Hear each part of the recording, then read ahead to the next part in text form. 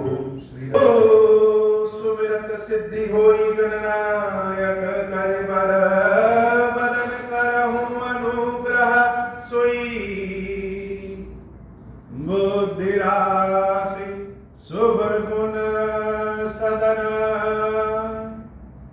बंदौ गुरु पद पदुम परागा सूरज सुबास सरस अनुरागा मंगल भवन अमंगल हारी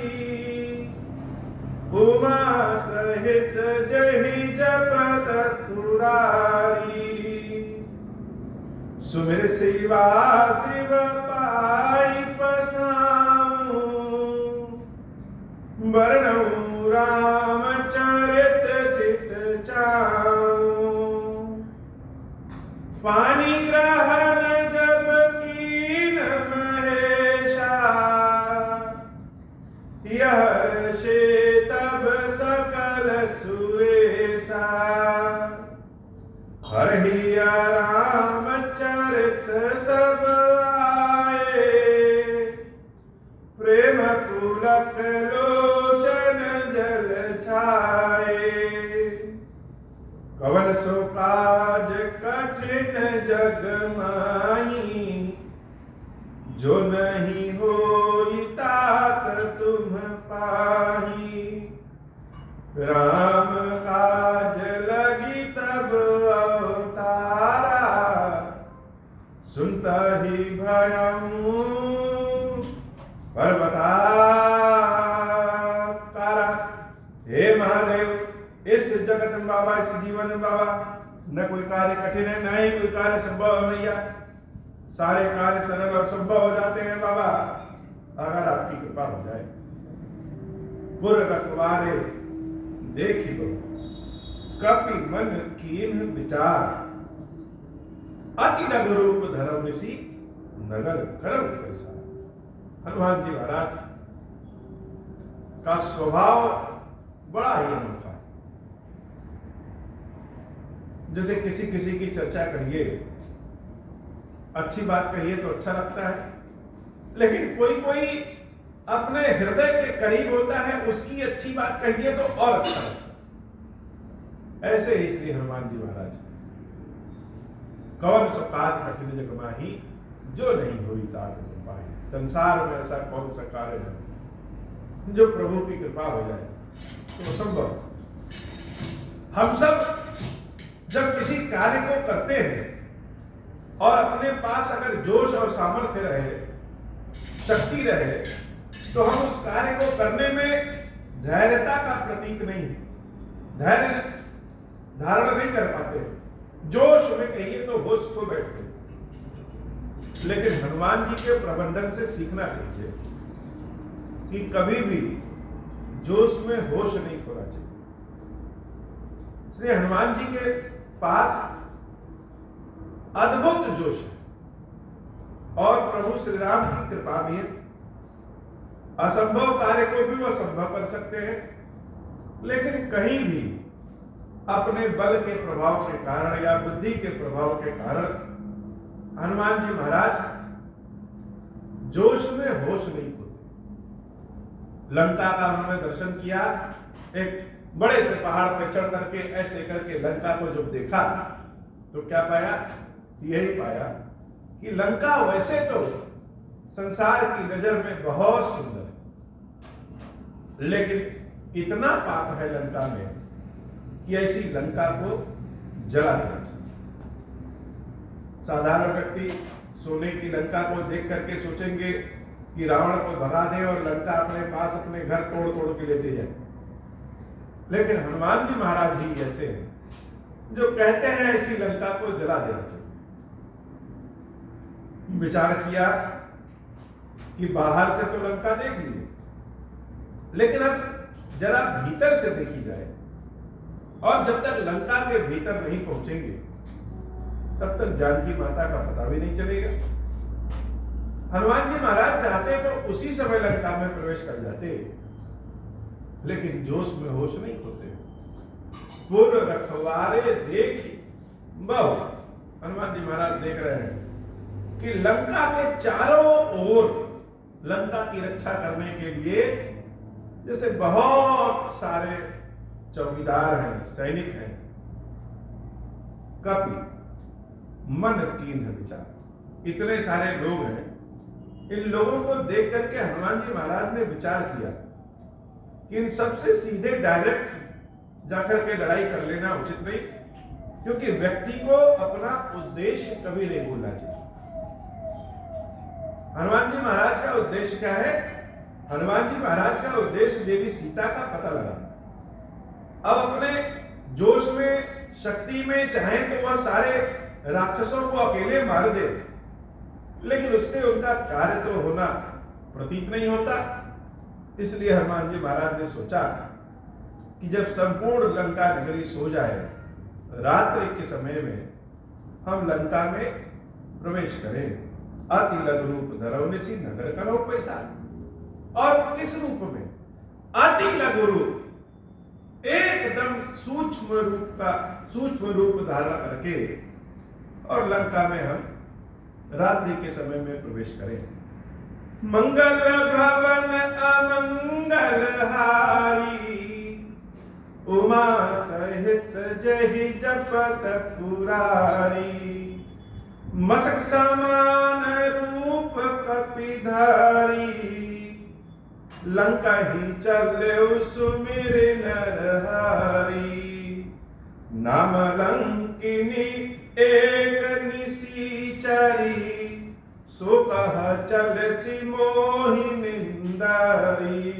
राम कथा का असली आनंद तब है जब स्वयं को राम कथा से जोड़ लीजिए हो। अपनी आंखों को बंद करिए और कथा को सुनने के साथ साथ कथा को देखने का भी प्रयास करिए।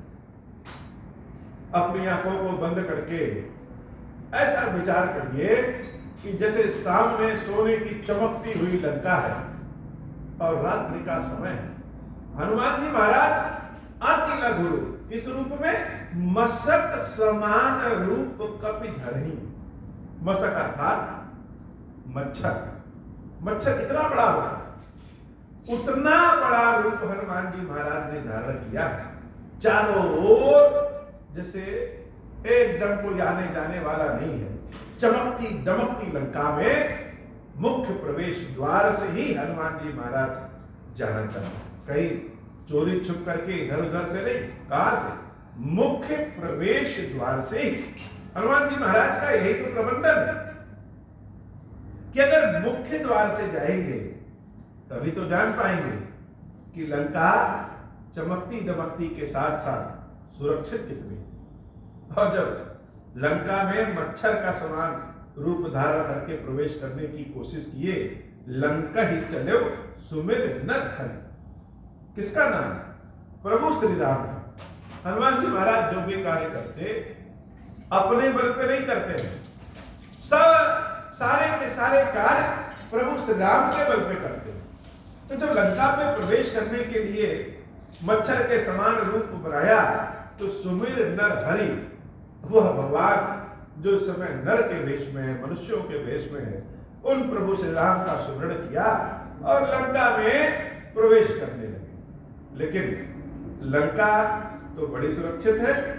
जैसे ही प्रवेश करना चाह रहे हैं, लंका की जो मुख्य सुरक्षा गार्ड कह लीजिए या जो लंका की देखरेख करती है, उनका नाम है लंकिनी। और लंकिनी ऐसी है जिसकी दृष्टि से कोई बच नहीं सकता। हनुमान जी महाराज ने मशक समान रूप धारण किया है, उसके बाद भी जब वह प्रवेश कर रहे हैं तो लंकिनी ने हनुमान जी महाराज को देख लिया। नाम लंकिनी एक निसीचरी, सो कह चल से मोहि निंदरी। और देखा ही नहीं, पहचान भी गई। मच्छर के समान रूप भले हनुमान जी महाराज का है, लेकिन लंकिनी जान गई कि यह कौन है। यह तो बंदर है। बड़े तेजी से गर्जना करके कह रही है, सो कह चल से मोहि निंदरी। अरे मेरी बेइज्जती करके तुम लंका में प्रवेश कैसे कर रहे हो? जान ही नहीं मन से तुम हो रहा। तुमको क्या लगता है कि इतना छोटा सा रूप बना लोगे तो यह लंकनी जान नहीं पाएगी। शायद तुमको इस लंकनी के बारे में पता नहीं है। जाने ही नहीं मरम सठ मोरा, मोर आहार जहां नीचे। यह जो हमारा शरीर इतना तंदुरुस्त है, वह तुम्हारे जैसे चोर जो चोरी से लंका में प्रवेश करते हैं, उन्हीं को खा कर हमारा यह शरीर इतना बर्बाद। हनुमान जी महाराज सकल गुण निधान, वह निर्णय लेते समय बहुत ज्यादा सोच विचार नहीं करते। उनको पता है कि कहां पे कौन सा क्रिया करना है, किसको मारना है, किसको छोड़ना है, किसको कितना मारना है। हनुमान जी महाराज ने जैसे ही लंकनी के मुख से ऐसा सुना, तुरंत उसी मशक समान रूप में ही, मच्छर के समान छोटे से स्वरूप में ही, मुठिका एक महाकपिहनी, एक मुक्का लंकनी को खींच के मारते हैं। होता क्या है, रुधिर बमत धरनी ढलमनी, मुंह के बल लंकनी गिर पड़ती है और उसके मुख से खून गिर पड़ता है। उसके मुख से खून निकल रहा है। हनुमान जी महाराज ने मच्छर के समान रूप जो धारण किया है, उसी में एक मुक्का मार दिया तो यह हाल होता है। अन्यथा हनुमान जी के मुक्के से एक मुक्का पड़ जाए तो और बच कौन सकता है। लंकनी मुंह के बल पे गिर पड़ी और उसके मुख से खून निकलने लगा। खून ही नहीं निकलने लगा, एक पल के लिए तो जैसे मूर्छित हो गई। मंगल भवन मंगलहारी, उमा सहित जही जपत मुरारी। मुठिका एक महाकपिहनी, रुधिर बमत धरनी धनमनी, पुण्य संभारी उठी सो लंका।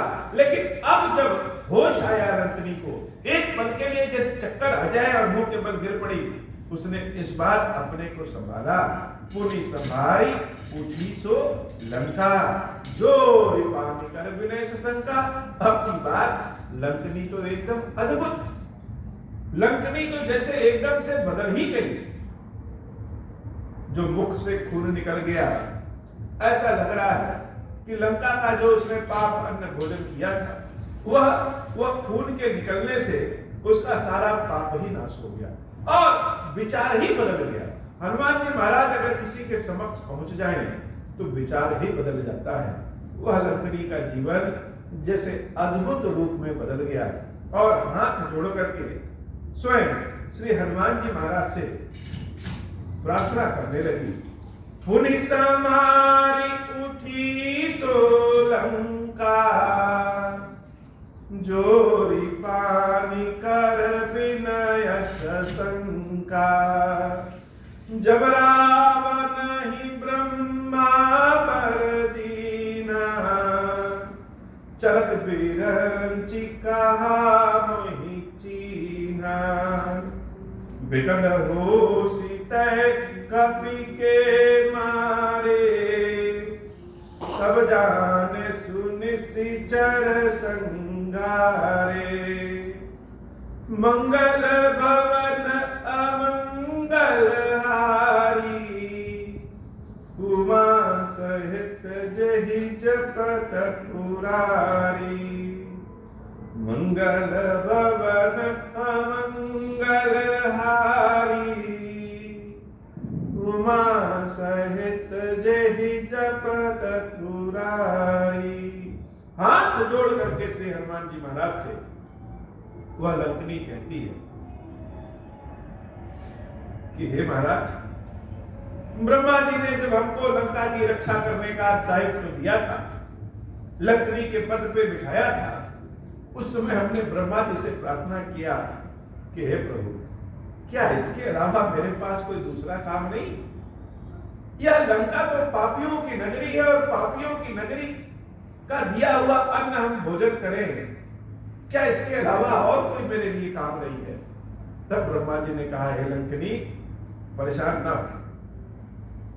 एक ऐसा समय आएगा जब किसी बंदर के मारने से तुमको मूर्छा आ जाए, बेहोशी छाने लगे, उसी समय जान लेना कि अब लंका का, राक्षसों का अंतिम दिन आ गया। तो आज वह ब्रह्मा जी की बात हमको याद आ गई और बारंबार वह लंकनी हनुमान जी महाराज को प्रणाम कर रही। और इस बार जो लंकनी ने कहा, वह तो जैसे बड़े बड़े संत महात्मा भी कहते हैं। हनुमान जी महाराज के दर्शनों का प्रभाव ही ऐसा होता है हनुमान जी महाराज के दर्शनों का फल ही ऐसा होता है कि जैसे बुद्धि विवेक सब कुछ खुल जाता है। अज्ञानियों के अंदर भी ज्ञान का भंडार छा जाता है। यह हनुमान जी महाराज के दर्शनों की विशेषता है। अज्ञानी से अज्ञानी व्यक्ति भी अगर हनुमान जी महाराज को प्रणाम कर ले, उनके समक्ष आ जाए, जीवन में उनके हनुमान जी महाराज आ जाए, तो अज्ञानी से अज्ञानी व्यक्ति के अंदर भी ऐसा ज्ञान आ जाता है जो कि सारे संसार में दुर्लभ है। लंकिनी अब ऐसी बात कर रही है जो कि अगर कोई सिद्ध महात्मा संत महापुरुष ज्ञानी कहे तो लगेगा कि हाँ ठीक बात कह रहे, लेकिन अगर कोई राक्षसी ऐसी बात करे, ऐसी बात कहे, तब तो निश्चित रूप से विचार करने योग्य। लंकिनी हाथ जोड़ करके श्री हनुमान जी महाराज से रोते बिलखते, कैसा बहुत प्रेम वाला, अपने धन्य भाग खुशी के आंसू जैसे रोते बिलखते हनुमान जी महाराज से कह रही है, तात मोर अति पुण्य बहुता। क्या कि हे तात, मेरे पास तो बड़ा पुण्य है। हम सोच रहे थे कि हम लंका में यह जो लंकनी का कार्य कर रहे हैं, यह तो बड़ा पाप का कार्य है, पापियों का कार्य है। इस लंका में कोई संत महात्मा तो है नहीं, कहीं कोई भगवान की वंदना तो होती नहीं, केवल पाप और पाप होता है। और यह कार्य हम कर रहे हैं तो हमारे पास तो कोई पुण्य तो होगा नहीं, लेकिन आज ऐसा लग रहा है कि तात मोर अति पुण्य बहुता, मेरे पास तो बहुत पुण्य है। और ऐसा पुण्य कैसे लगा कि इतना पुण्य है? अगर पुण्य न होता तो देखूं नयन राम कर दूता, कि अपने आंखों से राम जी के दूत का दर्शन नहीं हो पाता। लंकनी के रोम रोम खड़े हो गए हो, जैसे आप किसी चीज के पात्र न हो और वह चीज आपको मिल जाए, ऐसी चीज मिल जाए। आप जानते हैं कि हम उस चीज को पाने के पात्र नहीं हैं, लेकिन फिर भी प्रभु की कृपा से वह मिल जाए तो खुशी में, आनंद के भाव में, भगवान की कृपा के भाव में रोम रोम जैसे खड़ा हो जाता है। लंकनी जब बोल रही है तो उसकी आंखों से आंसू भी गिर रहे हैं और रोम रोम खड़ा हो गया। कैसे कि देखो नयन राम कर दूता, राम जी के दूत का दर्शन, राम जी के दूत की कृपा ऐसे तो नहीं मिल सकती है, तभी मिल सकता है जब मेरे पास पुण्य बहुत हो। तो लंकनी के पास पुण्य कहां से? लंकनी ने तो कभी आज तक कोई दान धर्म का कार्य किया नहीं, कोई प्रभु की सेवा भक्ति की नहीं, दिन रात पापियों का ही मुख देखती है और पापियों का ही काम करती है। तो ऐसा पुण्य कहां से मिल गया जो राम जी के दूत का दर्शन हो गया? राम जी के दूत का दर्शन मानो स्वयं राम जी का दर्शन हो गया। हनुमान जी महाराज तो ऐसे मंगल मूर्ति है, जिस भी स्वरूप में जिसके भी जीवन में चले जाए उसको लाभ ही लाभ होता है। रावण के जीवन में हनुमान जी महाराज पहुंचे, रावण सोच रहा है कि यह हमारे दुश्मन है, लेकिन उसके बाद भी देखिए रावण का क्या हुआ, कल्याण हुआ प्रभु के हाथों। तो लंकनी के जीवन में जब हनुमान जी महाराज पहुंचे तो लंकनी तो जैसे आज धन्य हो गई कि मेरे पास पुण्य बहुत है। यह पुण्य आया कहां से? तो भगवान कहते हैं स्वयं, भगवान कृष्ण इसका जवाब देते हैं कि जिसकी जो गति है, जिसको जिस स्वरूप में भगवान ने बनाया है, वह अपने कर्तव्यों का अगर पालन करता है तो वही उसके कर्म है, वही उसका धर्म है। लंकनी को ब्रह्मा जी ने दिया था, लंका की रक्षा करने के लिए भेजा था। तो लंकनी इतने दिनों से जो कार्य अपने निष्ठा के पूर्वक कर रही है वही पुण्य है। और ऐसा पुण्य है कि राम जी के दूत का दर्शन हो गया। मंगल भवन अमंगल हारी, उमा सहित जय जपत पुरारी। देखा नयन राम कर दूता, तात मोर अति पुण्य बहुता। अब आगे जो लंकनी कह रही है वह तो और भी अद्भुत बात है। वेदों का सार, वेदांगों का सार, सारे शास्त्र नीतिगत शास्त्र पुराण, सारे सत्संग, सारे संत महात्मा भक्त ज्ञानी जो बात कहते हैं उस बात का निचोड़ ही लंकनी कह रही है। एक राक्षसी के मुख से ऐसी बात निकल जाए, यह बड़ी अद्भुत बात है। लंकनी ने कहा, तात स्वर्ग अपवर्ग सुख धैर्य तुला एक अंग।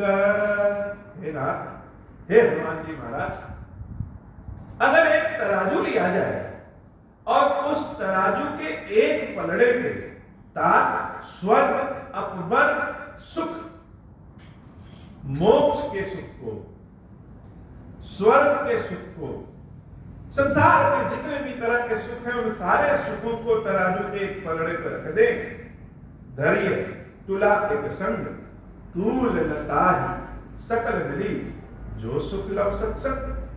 अगर सारे तराजुओं पे मोक्ष और स्वर्ग के सभी सुखों के एक पलड़े पे रख दे और दूसरे पलड़े पे सत्संग के एक पल का सुख रख दे, तो भी सत्संग का जो सुख है वह स्वर्ग और मोक्ष के सुख से भारी।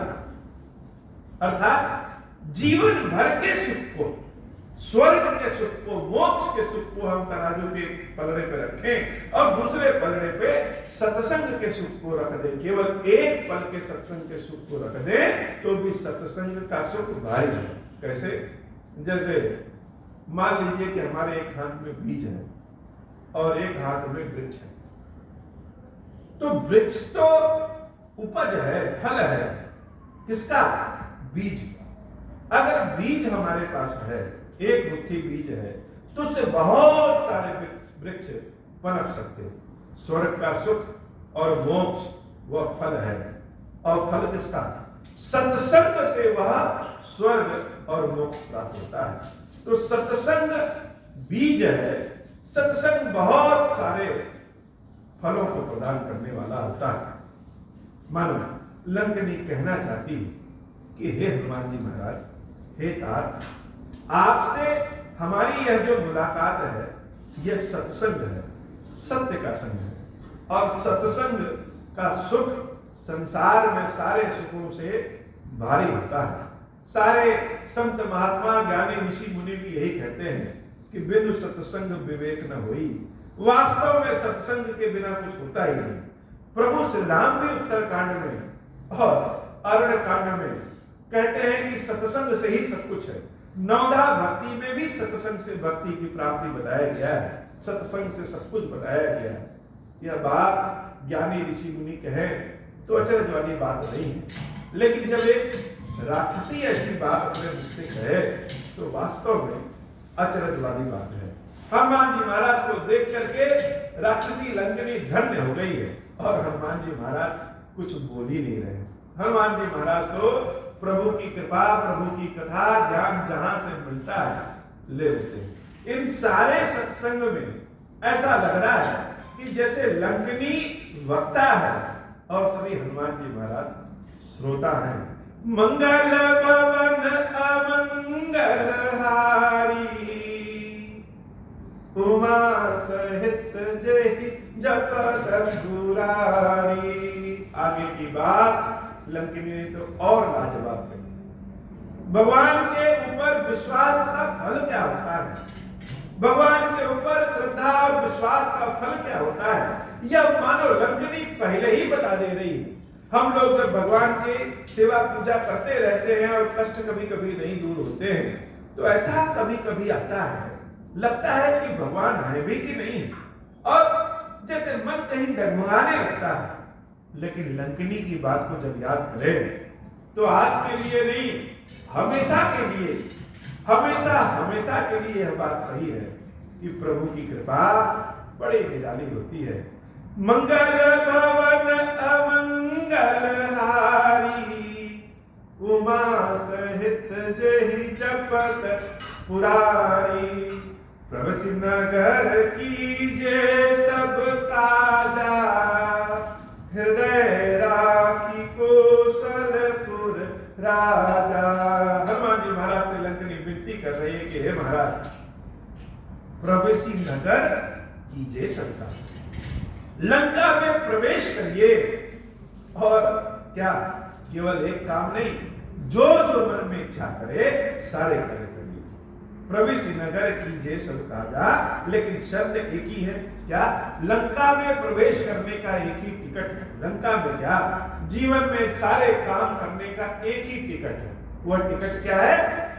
हृदय राखी कौशलपुर राजा, अपने हृदय में प्रभु श्री राम को हमेशा। जैसे मानो हनुमान जी महाराज एक विद्यार्थी की तरह लंकनी की बातों को सुन रहे हैं। यही तो हनुमान जी महाराज का अनोखा स्वभाव है कि जहां उनको विद्यार्थी बनने से काम होना हो, वहां वह विद्यार्थी बन जाते हैं, अथवा वह गुरु भी बन सकते हैं। लंकनी स्वयं सारी बात कह रही है और हनुमान जी महाराज लंकनी की एक एक बातों को जैसे सीधे अपने हृदय में ही बसा ले रहे हैं।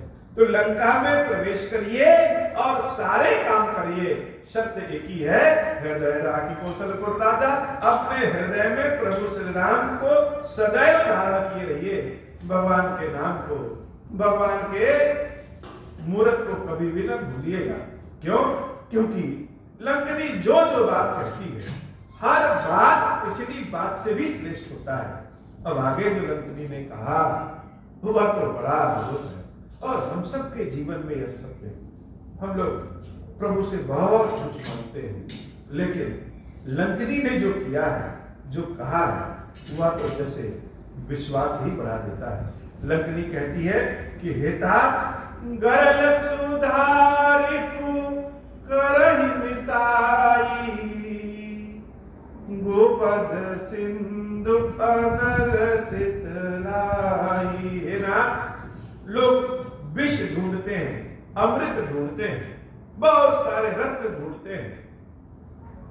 प्रभु की कृपा से कुछ ढूंढने की आवश्यकता नहीं, विष ही भगवान की कृपा से अमृत हो जाता है। जैसे देवताओं ने और राक्षसों ने मिलकर के अमृत को प्राप्त करने के लिए समुद्र का मंथन किया था और समुद्र मंथन से बहुत सारे रत्न मिले। सबने रत्नों को आपस में बांट लिया, लेकिन जब विष निकला तो विष तो कोई ले ही नहीं पाया। तब भगवान शंकर उस विष का पान करते हैं। लोग अमृत को पी करके अमर होते हैं, भगवान शंकर विष का ही पान करके अमर होते हैं। क्यों? क्योंकि यह राम जी की कृपा है। यह लंकनी कहती है कि गरल सुधा, अमृत को कहीं ढूंढना नहीं है, सुख को कहीं ढूंढना नहीं है। प्रभु की अगर कृपा रही तो गरल अर्थात विष, सुधा अर्थात अमृत, विष ही भगवान की कृपा से अमृत बन जाता है। क्यों? यह बात लंकनी कैसे कह सकती? वास्तव में भगवान की प्राप्ति हम सब देखें तो भगवान की जो प्राप्ति आज तक जिसको भी हुई है, वह कष्टों के बाद होती है। कष्ट जब बहुत घनघोर हो जाए, विष के समान हो जाता है, तो वही विष ही अमृत हो जाता है। उसी कष्ट के कारण भगवान के प्रति ऐसा श्रद्धा विश्वास जागृत होता है कि मानो भगवान ही प्राप्त हो जाते हैं। तो गरल सुधा रिप करहि मिताई, प्रभु की कृपा रही तो दुश्मन भी मित्र हो जाते हैं। गोपद सिंधु अनल सितलाई, जैसे बहुत भारी अगर कष्ट हो तो भी वह कष्ट प्रभु की कृपा से गाय के खुर से जो गड्ढा बनता है, अगर मानो समुद्र के समान भारी कष्ट हमारे जीवन में अगर हो, प्रभु की कृपा हो जाए तो गाय के खुर से जो छोटा सा गड्ढा बनता है, वह सारा कष्ट उस छोटे से गड्ढे के समान हो जाता है। अनल सितलाई, प्रभु की कृपा से अग्नि भी शीतल हो जाती है। प्रभु की कृपा अगर है तो विषय ही अमृत हो जाता है, बड़े से बड़ा कष्ट भी आनंद में बदल जाता है और अग्नि भी शीतल हो जाती है। गरुड़ सुमेरु रेणु समताही, राम कृपा कर चितवा जाही। सुमेरु पर्वत भी जैसे छोटे से रच के समान बालू के समान, रेत के कण के समान हो जाता है, और रेत का कण भी प्रभु की कृपा से सुमेर पर्वत के समान भारी और विशाल हो जाता है। अति लघु रूप धरऊ हनुमाना, बैठा नगर सुमेर भगवान। हनुमान जी महाराज का स्वभाव तो बड़ा अनोखा।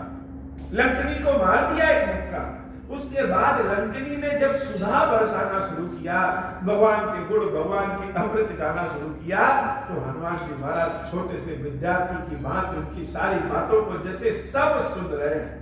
और जब लंकनी ने कहा कि आप प्रवेश करिए, हनुमान जी महाराज अति लघु, उस मच्छर के समान रूप से भी छोटा सा रूप धारण करते हैं, और अति लघु रूप धरो हनुमाना, बैठा नगर सुमिर भगवाना, लंका में प्रवेश करते हैं भगवान को सुमिरण करते हुए। और हनुमान जी महाराज का जब लंका में प्रवेश होता है, तो जरा यह विचार करके देखिए कि हम जैसे देख रहे हैं कि लंकनी से मिलने के बाद जब सोने की चमकती हुई, दमकती हुई लंका में श्री हनुमान जी महाराज प्रवेश कर रहे हैं रात्रि के समय, तो कैसा विचार, कैसा मन, कैसा माहौल रहता है। मंगल भवन अमंगल हारी, उमा सहित जेहि जपत पुरारी। मंदिर मंदिर प्रति कर सुधा, देखे जहाँ तहाँ अगणित जोधा। गयम दसानन मंदिर माही, अति विचित्र कही जात सुनाही। हनुमान जी महाराज जब लंका में प्रवेश करते हैं, तो हनुमान जी की दृष्टि में क्या है? हनुमान जी के सामने लंका सोने की चमकती दमकती दिख रही है, लेकिन हनुमान जी महाराज की दृष्टि में यह लंका चमकती दमकती नहीं है। ऐसी लंका को जला करके भस्म कर देना चाहिए, लेकिन फिलहाल तो हनुमान जी महाराज की दृष्टि में देवी जानकी है। हनुमान जी महाराज हर जगह जानकी मैया को ढूंढ रहे हैं। मंदिर मंदिर प्रतिकर शोधा, वह जहां जिस भी घर में जाते, वह घर हनुमान जी महाराज के मंदिर के समान लगता है। अब पापियों का घर, पापियों की लंका हनुमान जी महाराज के मंदिर क्यों लग रही है? क्योंकि मंदिर का कोई रूप नहीं होता है। मंदिर में तो जो भगवान का विग्रह, भगवान जो वास करते हैं, उसी से मंदिर। कहने के लिए हम मंदिर का कोई वास्तु बना दे, लेकिन वास्तव में हम चाहे कितना भी सुंदर मंदिर बना दें और देवता का विग्रह वहां पे देवता स्थापित नहीं है, तो मंदिर तो नहीं कहलाएगा। और अगर किसी जगह पे मंदिर भले ना हो और देवता का विग्रह स्थापित है, प्रभु स्थापित है, और वहां एक कपड़े से घेर दीजिए, वो अभी मंदिर हो जाता है। हनुमान जी महाराज जो लंका में प्रवेश किए, तो उनके भीतर देवता का विग्रह अर्थात देवी का विग्रह, सीता मैया का विग्रह जैसे स्थापित है। वह सीता माता को जहां जहां ढूंढ रहे हैं, हर वह जगह उनको मंदिर के समान ही दिख रही है। मंदिर मंदिर प्रतिकर शोधा, देखे जहाँ अगणित जोधा। सारे महलों में, सारी जगह देवी जानकी को ढूंढ रहे हैं। जानकी तो नहीं दिख रही है, लेकिन इसी बहाने जैसे समूची लंका की वह जासूसी कर रही है। देखे जहां तहाँ अगणित जोधा, लंका में कितने सैनिक हैं, किस तरह के अस्त्र शस्त्र हैं, किस तरह के लोग हैं, कैसे कैसे योद्धा हैं। मानो हनुमान जी महाराज सब कुछ जान गए हो। हर जगह वह सीता जी को ढूंढ रहे हैं, लेकिन सीता जी को ढूंढते ढूंढते वह समूची लंका के बारे में ही जान गए। सीता मैया जब कहीं नहीं मिली, तो हनुमान जी ने सोचा कि लाओ, शायद सीता मैया रावण के महल में भी एक बार देवी को ढूंढ लेते हैं। गए दशानन मंदिर माही। जब रावण के महल में हनुमान जी महाराज देख रहे हैं, तो अति विचित्र कही जात सुनाई। महल की सुंदरता तो अति विचित्र है, उसको कहा नहीं जा सकता। लेकिन रावण का भाग्य कैसा है? रावण का भाग्य बड़ा दुर्भाग्यशाली। क्यों? किसी के जीवन में अगर हनुमान जी महाराज प्रवेश करें और वह व्यक्ति सोता हुआ मिल जाए, तो इसी को तो दुर्भाग्य कहते हैं। जब हनुमान जी महाराज रावण के महल में पहुंचते हैं तो देख रहे हैं शयन किए देखा कपते ही मंदिर महन दिख बैठे। वह आलसी रावण, वह दुर्भाग्यशाली रावण, मोह और अहंकार से ग्रसित रावण सो रहा है और उसके महल में भी जानकी मैया कहीं दिखती नहीं। तो रावण से ज्यादा दुर्भाग्यशाली कौन है? कोई नहीं, क्योंकि हनुमान जी महाराज अगर किसी के जीवन में आए और वह व्यक्ति सोता मिल जाए तो वह सबसे बड़ा दुर्भाग्यशाली है। हनुमान जी महाराज जब रावण के भी महल में देवी जानकी को नहीं देखे, अब हनुमान जी महाराज चिंतित हो गए, मानो हर जगह ढूंढ ढूंढ के वह देवी जानकी को थक गए हो, लेकिन हनुमान जी महाराज को जानकी मैया तो दिख नहीं रही। अब जानकी देवी जैसे मानो सिद्धि है, वह इतने आराम से तो दिख नहीं सकती। व्यक्ति अपनी जब शक्ति खो देता है तब उसको भगवान की शक्ति की जैसे याद आती है। शयन किए देखा करते ही मंदिर महन दीख बैदे ही भवन एक पुनि दीख सुहावा।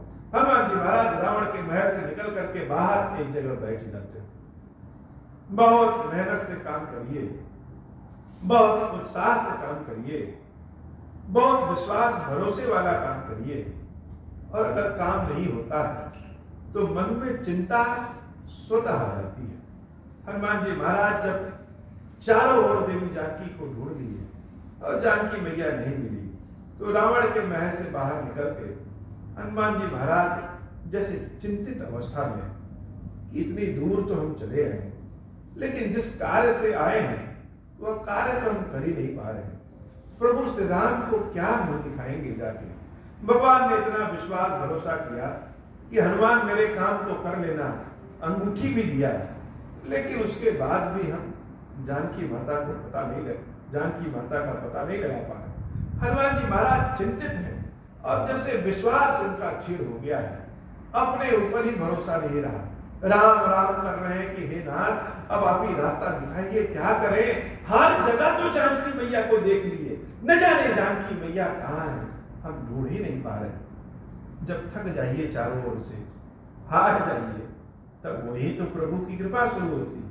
भगवान जब कृपा करते हैं तो असंभव कार्य भी संभव हो जाता है। हनुमान जी महाराज अभी चिंतित अवस्था में हैं, तब तक सामने देख रहे हैं, बड़ा अद्भुत चीज देख लिए। क्या देखे?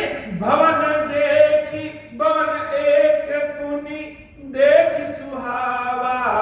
बाहर देखते हैं कि एक भवन है। अभी तक तो सारे घरों को हनुमान जी महाराज मंदिर के समान समझ रहे हैं, लेकिन अब देख रहे हैं कि मंदिर में से कोई घर है। घर को जब देखा हनुमान जी महाराज तो क्या देखते हैं कि भवन एक पुनि दीख सुहावा। अरे यह भवन तो देख करके बड़ा अच्छा लग रहा है। क्यों अच्छा लग रहा है? कोई चीज अच्छी क्यों लगती है? जब हमारे मन पसंद की चीज हो जाए, हमारे मन से मिलने लगे, तब वह चीज अच्छी लगती है। हनुमान जी महाराज जब इस भवन को देखे तो यह चीज, यह भवन तो बड़ा अच्छा लग रहा है। अच्छा क्या है? भवन एक पुनि देख दीख सुहावा, हरि मंदिर तह भिन्न बनावा। जब ध्यान से देख रहे हैं, अरे यह तो भगवान का मंदिर है और यह भवन जो है बाकी सब भवनों से एक भिन्न है, अलग है। इतने ध्यान से देखे कि वह भवन ही श्री हनुमान जी महाराज को कैसा लगा? हरि मंदिर तह भिन्न बना। यह घर तो एक तो हरि का मंदिर है, देखने में न जाने क्यों इतना अच्छा लग रहा है, और सारे भवनों से अलग है, सारे मंदिरों से अलग है। अब यह भवन में ऐसा है क्या कि यह अच्छा लग रहा है? भिन्नता इसमें ऐसी क्या है? हनुमान जी महाराज जब देख रहे हैं तो क्या देखते हैं? रामायुध अंकित गृही। सारे लोग, बहुत सारे लोग जब घर बनवाते हैं तो घर के बाहर कभी कभी अपनी मन पसंद चित्र लगवा देते हैं। कोई लगवा देता है कि निर्माण करता अपना नाम इस क्षण में, कोई घर के सारे लोगों का नाम ही उस बोर्ड पे लिखवा देता है, कोई घंटी बनवाता है, कोई स्वास्तिक बनवा देता है। हर व्यक्ति अपने अपने पसंद के हिसाब से जो घर बनवाया है उस घर के बाहरी दीवार पे कुछ ना कुछ बनवा देता है। लेकिन हनुमान जी महाराज ने जो देखा वह तो बड़ा अद्भुत था। क्या था कि उस भवन के बाहर एक चित्र बना हुआ था, और चित्र किस चीज का? रामायुध अंकित गृही शोभा बरन जाई। एक धनुष बाण का अंकन उस घर के बाहर था। अब जैसी भावना मन में रहती है, सारा संसार तो वैसा ही दिखता है। धनुष बाण ऐसा तो है नहीं कि केवल प्रभु श्री राम ही चलाते हैं। बहुत सारे लोग धनुष बाण चलाते हैं, रावण भी धनुष बाण चलाता है। लेकिन जब हनुमान जी महाराज उस घर के बाहर धनुष बाण का अंकन देखते हैं तो उनको पहले पहले केवल और केवल श्री रामचंद्र जी ही याद आते हैं। यह धनुष बाण तो ऐसा लग रहा है जैसे मेरे प्रभु ने ही धारण किया है। जब अपनी कोई चीज देखते हैं, महादेव जी का यह जो विग्रह है, कहीं अगर कोई छोटा सा गोल पत्थर भी मिल जाए, कोई इतना बड़ा पत्थर भी मिल जाए, तो उस पत्थर को देखने से ऐसा लगता है जैसे यह भगवान का शिवलिंग है। इन चंद्रमा को, इन ताराओं को, जितने भी तारे देखिए, जितने भी ग्रह नक्षत्र देखिए, सब ऐसे लगते हैं जैसे महादेव जी का ज्योतिर्लिंग के ही समान है। यह पृथ्वी को भी जब चित्र देखिए तो लगता है महादेव जी का ज्योतिर्लिंग है। जो मन में भाव रहता है, सारा संसार जैसा वैसा ही दिखता है। भगवान के धनुष बाण का अंकन श्री हनुमान जी महाराज के मन में है। इसलिए जब उस घर के बाहर धनुष बाण का चित्र देखते हैं, हनुमान जी महाराज बड़े प्रसन्न हो जाते हैं। रामायुध अंकित गृही शोभा वरन न जाई। शोभा इसलिए नहीं वर्णन कर सकते क्योंकि प्रभु श्री राम का धनुष बाण है। सोचिए जरा, वीराने में जहां हम हो, वहां अगर प्रभु का कोई चित्र मिल जाए, कहीं दूर हम गए हो, वहां कानों में सुनाई दे जाए खीरेश्वर महादेव, तो रोम रोम खड़े हो जाएंगे। भगवान का कहीं चित्र दिख जाए तो रोम रोम खड़े हो जाएंगे। हनुमान जी महाराज जब उस घर के बाहर धनुष बाण को देखते हैं, चित्र को देखते हैं, तो शोभा वरन न जाई। शोभा का वर्णन ही नहीं कर सकते। किसकी शोभा? एक तो हनुमान जी महाराज के खुद की शोभा का वर्णन नहीं कर सकते, क्योंकि धनुष बाण को देखने के बाद हनुमान जी महाराज इतने प्रसन्नचित्त होते हैं कि उनके चेहरे का ही शोभा वर्णन नहीं कर सकते। और तो और उस घर की भी शोभा, क्योंकि प्रभु के धनुष बाण का अंकन है। अब आगे जो हनुमान जी महाराज देखते हैं वह उनके विश्वास को और दृढ़ बना देता है। किसी बंदर को तुलसी खाते हुए देखे हैं क्या? किसी बानर को तुलसी जी पसंद है क्या? लेकिन हनुमान जी महाराज का स्वभाव बड़ा अनोखा है। हनुमान जी महाराज को तुलसी बहुत पसंद है। क्यों पसंद है? इसलिए पसंद है क्योंकि आगे जो हनुमान जी महाराज ने देखा वह क्या देखा? नव तुलसी का वृंदतः, कि उस भवन में तीर धनुष का तो अंकन है ही है। भवन के बाहर नव तुलसी का, तुलसी जी के अनेक छोटे छोटे पौधे हैं। वो पौधे कैसे हैं? उसमें नवीन नवीन पत्तियां निकली हुई हैं। अब तुलसी जी में नवीन नवीन पत्तियां तो तभी निकलेंगी जब तुलसी जी की कोई सेवा करता हो, सिंचाई निराई गुड़ाई करता हो, उनको जल चढ़ाता हो। इस लंका में तुलसी जी की सेवा करने वाला कौन होगा? कोई राक्षस तो लंका में तुलसी जी की सेवा करने वाला नहीं होगा। इसका मतलब कि इस भवन के बीच में जो रहता है, भवन के में जो रहता है, वह कोई निश्चित रूप से भगवान का भक्त है। नव तुलसी का वृंदतः देखी हर्ष तपिराई। हनुमान जी महाराज उन तुलसी जी को देख करके बड़ा प्रसन्नचित्त हो जाते हैं। उसी समय से हनुमान जी महाराज को तुलसी जी बड़ी प्रिय हो जाती है। तो प्रभु के धनुष बाण का अंकन देख लिया और तुलसी जी का दर्शन कर लिया। हनुमान जी महाराज बड़े आनंद के भाव में आ गए। हे बाबा, कथा बड़ी आनंदमय है और एक कथा का चरण पूरा होता है, दूसरा चरण पहले वाले से भी ज्यादा आनंदमय है। सुंदर कांड की कथा तो अपने आप में ही बड़ा सुंदर है। कहने में, सुनने में, ध्यान में, समझने में यह सुंदर कांड बड़ा अद्भुत है। आगे की कथा वह दो भक्तों की कथा है, भगवान के श्रद्धा विश्वास की कथा है। कभी कभी हम सोए रहते हैं, जीवन हमारा अचानक से बदल जाता है। एक रावण है जिसके जीवन में हनुमान जी महाराज जब प्रवेश करते हैं तो रावण सोया रहता है, और एक दूसरे भगवान के भक्त हैं जो सोए हुए हैं और उनके जीवन में जब हनुमान जी महाराज प्रवेश करते हैं तो वह जागृत हो जाते हैं। जागृत ही नहीं होते, जैसे चैतन्य हो जाते हैं। मंगल भवन अमंगल हारी, उमा सहित जहि जपत पुरारी। लंका निश्चर निकर निवासा, यहाँ कहाँ सज्जन कर बासा। मनमहु तरक करे कपिलागा, तहि समय विभीषण जागा। मंगल भवन अमंगल हारी, उमा सहित जहि जपत पुरारी। राम राम तेहि सुमिरन कीन्हा, हृदय हर्ष कपि सज्जन चीन्हा। यही सन हठि करी हूँ पहचानी, साधु के होई न कारज हानि। विप्र रूप धरि बचन सुनाए, सुनत विभीषण उठी तह आए। करि प्रणाम पूछी कुशलाई, विप्र कहूँ निज कथा बुझाई।